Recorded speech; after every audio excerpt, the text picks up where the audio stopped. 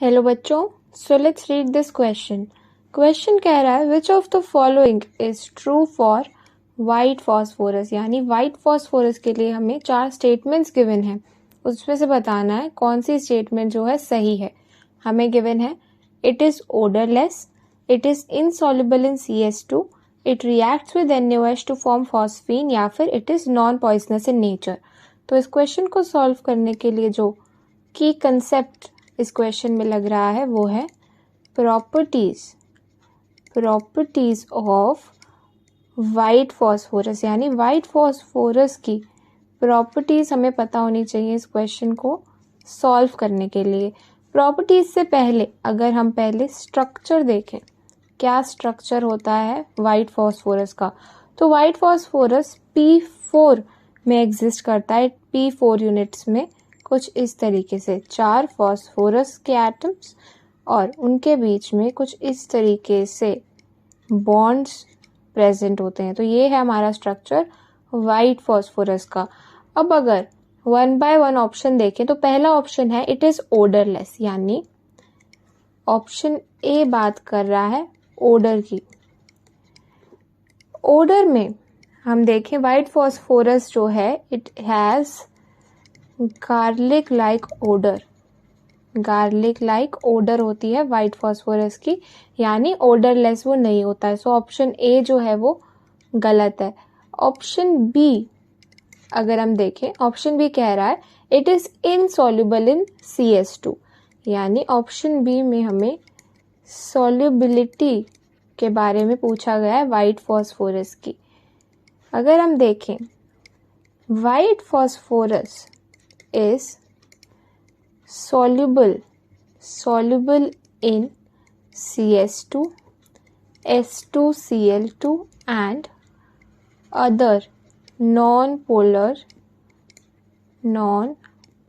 solvents। यानी जो white phosphorus है वो soluble है CS2 में और नॉन पोलर सॉल्वेंट्स में।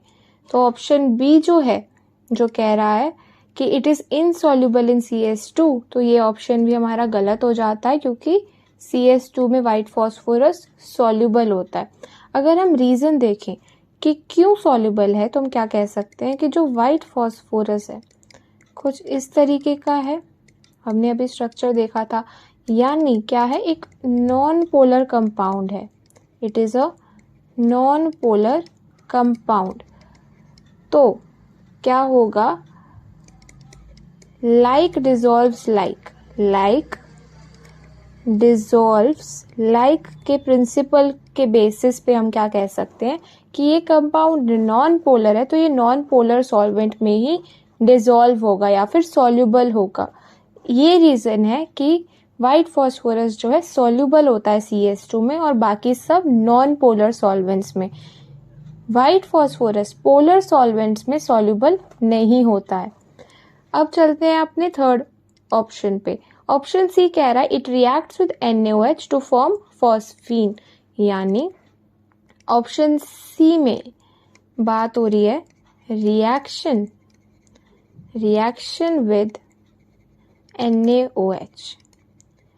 अगर हम लिखें वाइट फॉस्फोरस की रिएक्शन विद NaOH तो वो होगी P4 plus 3 NaOH plus 3 water gives us 3 NaH2PO2 and PH3।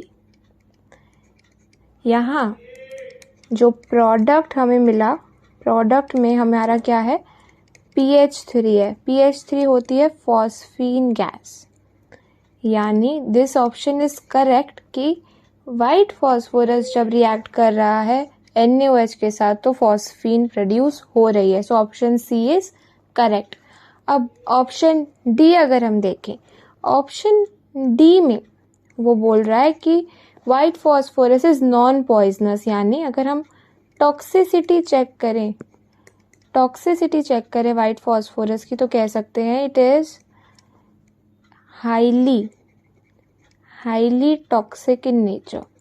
Highly toxic क्यों, कैसे देखें तो it causes severe burns on contact